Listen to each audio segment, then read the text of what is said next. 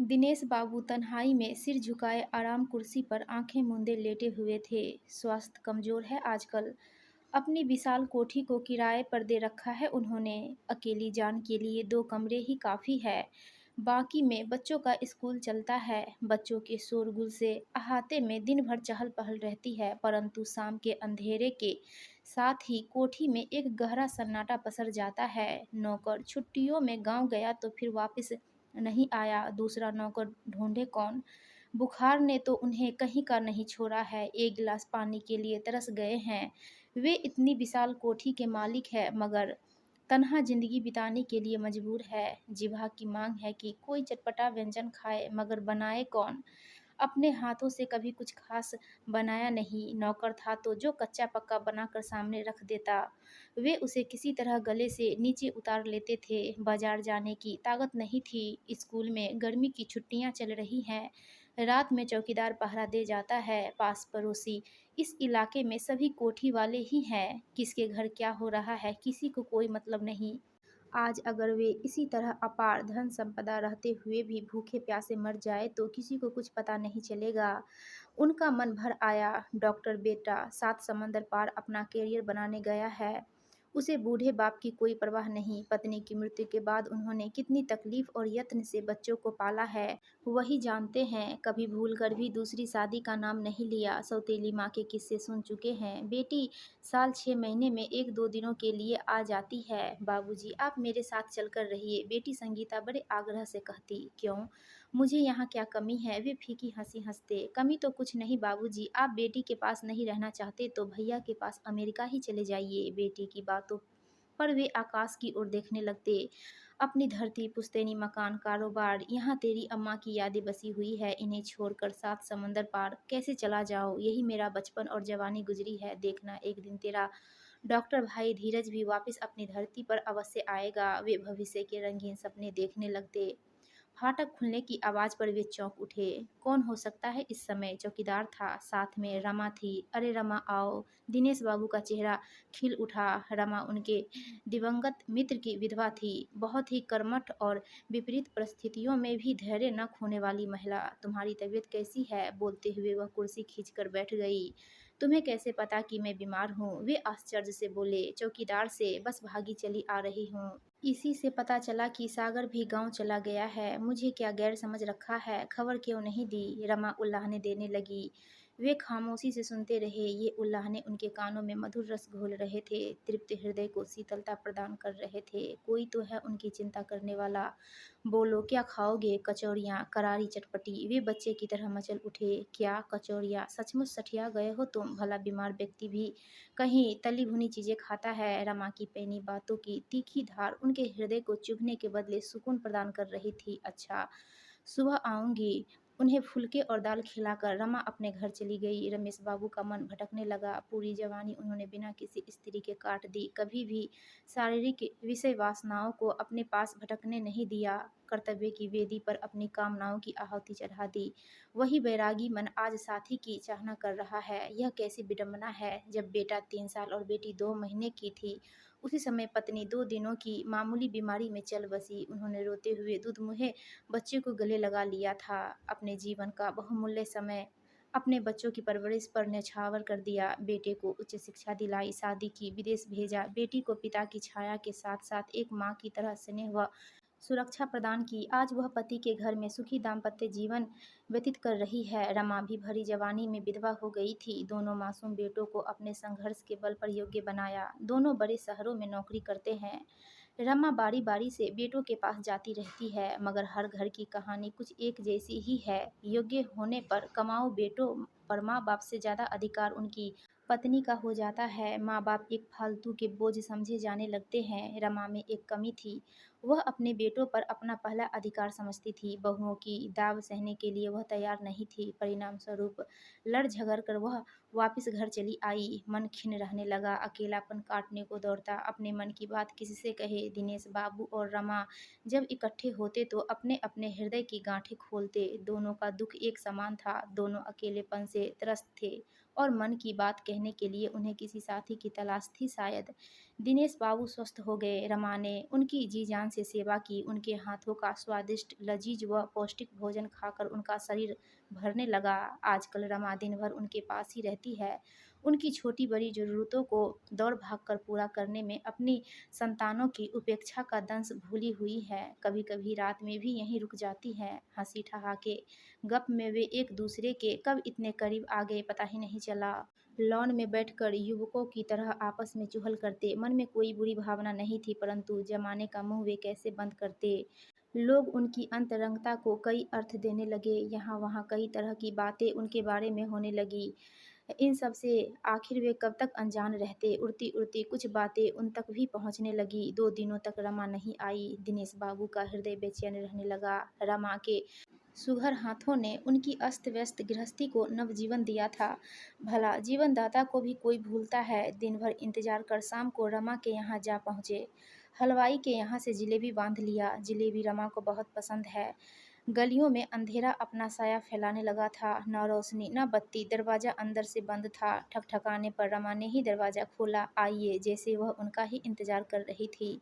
रमा की सूजी हुई आंखें देखकर दिनेश बाबू ठगे से रह गए। क्या बात है, सब खैरियत तो है? कोई जवाब न पाकर दिनेश बाबू अधीर हो उठे। अपनी जगह से उठकर रमा का आंसुओं से लबरेज चेहरा उठाया।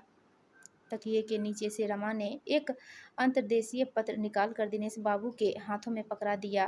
कोट की ऊपरी जेब से चश्मा निकालकर वे पत्र पढ़ने लगे। पत्र पढ़ते पढ़ते वे गंभीर हो उठे। ओह, इस विषय पर तो हमने सोचा ही नहीं था।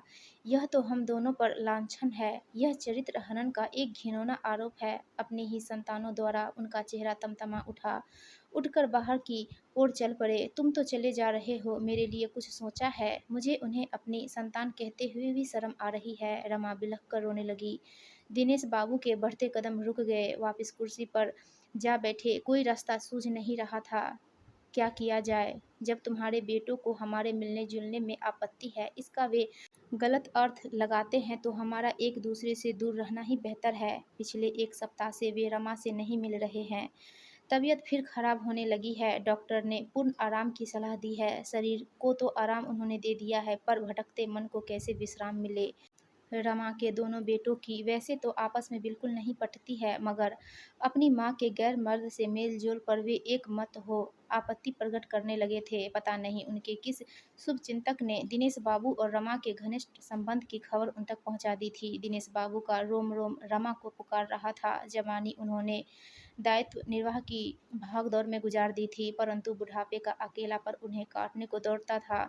यह बिना किसी सहारे के कैसे कटेगा, यह सोच सोच कर वे विक्षिप्त से हो जाते।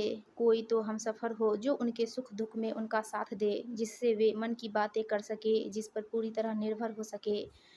तभी डाकिये ने आवाज़ लगाई, चिट्ठी। डाकिये के हाथ में विदेशी लिफाफा देखकर वे पुलकित हो उठे, जैसे चिट्ठी के स्थान पर स्वयं उनका बेटा धीरज खड़ा हो। सच, चिट्ठी से आधी मुलाकात हो जाती है। धीरज ने लिखा है, वह अगले 4 वर्षों तक भारत नहीं आ सकता, क्योंकि उसने जिस नई कंपनी में ज्वाइन किया है, उसके समझौते में एक शर्त यह भी है। दिनेश बाबू की आंखों के सामने अंधेरा छा गया। उनकी खुशी काफूर हो गई। वे 4 वर्ष कैसे काटेंगे? सिर्फ यादों के सहारे। क्या पता वह 4 वर्षों के बाद भी भारत आएगा या नहीं।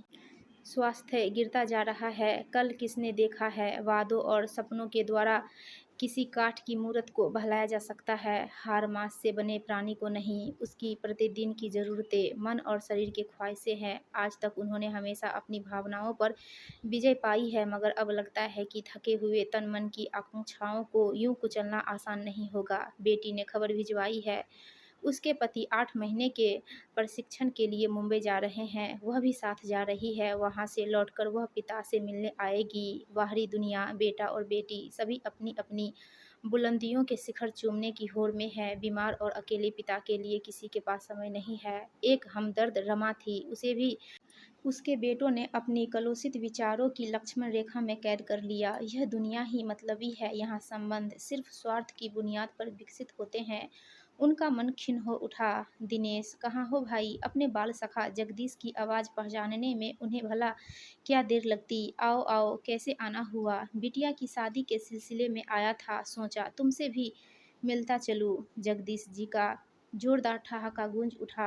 हंसना तो दिनेश बाबू भी चाह रहे थे, परंतु हंसने के उपक्रम में सिर्फ होठ चौड़े होकर रह गए। जगदीश की अनुभवी नजरों ने भांप लिया, दाल में जरूर कुछ काला है। शुरू में तो दिनेश टालते रहे, पर धीरे धीरे मन की परतें खुलने लगी। जगदीश ने समझाया, देखो मित्र, यह समस्या सिर्फ तुम्हारी और रमा की नहीं है, बल्कि अनेक उस तरह के विधुर और विधवाओं की है, जिन्होंने अपनी जवानी तो अपने कर्तव्य पालन के हवाले कर दी, मगर उम्र के इस मोड़ पर जहाँ न वे युवा रहते हैं और न वृद्ध, वे नितांत अकेले पड़ जाते हैं। जब तक उनके शरीर में ताकत रहती है, भुजाओं में सारी बाधाओं से लड़ने की हिम्मत, वे अपनी शारीरिक व मानसिक मांगों को जिंदगी की भागदौड़ की भेंट चढ़ा देते हैं। बच्चे अपने पैरों पर खड़े होते ही अपना आशियाना बना लेते हैं। माता पिता की सलाह उन्हें अनावश्यक लगने लगती है। जिंदगी के निजी मामलों में हस्तक्षेप वे कतई बर्दाश्त नहीं कर पाते। इसके लिए मात्र हम नई पीढ़ी को दोषी नहीं ठहरा सकते। हर कोई अपने ढंग से जीवन बिताने के लिए स्वतंत्र होता है। सीढ़ी दर सीढ़ी आगे बढ़ना ही तो दुनियादारी है। बात तो तुम्हारी ठीक है, परंतु रमा और मैं दोनों बिल्कुल अकेले हैं। अगर एक साथ मिलकर हंस बोल लेते हैं तो दूसरों को आपत्ति क्यों होती है? दिनेश बाबू ने दुखी स्वर में कहा, सुनो, मैं सीधी सरल भाषा में तुम्हें एक सलाह देता हूँ। तुम रमा से शादी क्यों नहीं कर लेते? उनकी आंखों में सीधे झांकते हुए जगदीश ने संयमित सुझाव दे डाला, क्या शादी? मैं और रमा से? तुम्हारा दिमाग तो खराब नहीं हो गया है? लोग क्या कहेंगे? हमारी संतानों पर इसका क्या असर पड़ेगा? जीवन की इस संध्या वेला में मैं विवाह करूं? नहीं नहीं, यह संभव नहीं। दिनेश बाबू घबरा उठे। अब लगे न दुहाई देने दुनिया और संतानों की। यही बात लोगों और रमा के बेटों ने कही तो तुम्हें बुरा लगा। विवाह करना कोई पाप नहीं। जहाँ तक जीवन की संध्या बेला का प्रश्न है, तो ढलती उम्र वालों को आनंदमय जीवन व्यतीत करना वर्जित थोड़े ही है। मनुष्य जन्म से लेकर मृत्यु तक किसी न किसी सहारे की तलाश में ही रहता है। रमा और तुम अपने पवित्र रिश्ते पर विवाह की सामाजिक मुहर लगा लो। देखना, कानाफूसियाँ अपने आप बंद हो जाएंगी। रही बात संतानों की, तो वे भी ठंडे दिमाग से सोचेंगे तो तुम्हारे निर्णय को बिल्कुल उचित ठहराएंगे। कभी कभी इंसान को निजी सुख के लिए भी कुछ करना पड़ता है। कूटते रहकर तो जीवन के कुछ वर्ष कम ही किए जा सकते हैं। स्वाभाविक जीवन यापन के लिए यह महत्वपूर्ण निर्णय लेकर तुम और रमा समाज में एक अनुपम और प्रेरक उदाहरण प्रस्तुत करो। क्या रमा मान जाएगी? बिल्कुल, पर तुम पुरुष हो, पहल तो तुम्हें ही करनी होगी। स्त्री चाहे जिस उम्र की हो, उसमें नारी सुलभ लज्जा तो रहती ही है। जगदीश के जाने के बाद दिनेश बाबू एक नए आत्मविश्वास के साथ रमा के घर की ओर चल पड़े। अपने एकाकी जीवन को यथार्थ के नूतन धरातल पर प्रतिष्ठित करने के लिए जीवन की संध्या बेला में ही सही, थोड़ी देर के लिए ही रमा जैसी सहचरी का संग साथ और मधुर्य तो मिलेगा। जीवन साथी मनुकूल हो तो इंसान सारी दुनिया से टक्कर ले सकता है। इस छोटी सी बात में छिपे गूढ़ अर्थ को मन ही मन गुनगुनाते वे रमा का बंद दरवाज़ा एक बार फिर खटखटा रहे थे। दोस्तों, आपको यह कहानी अच्छी लगी हो तो प्लीज़ हमारे वीडियो को लाइक कीजिएगा और चैनल को सब्सक्राइब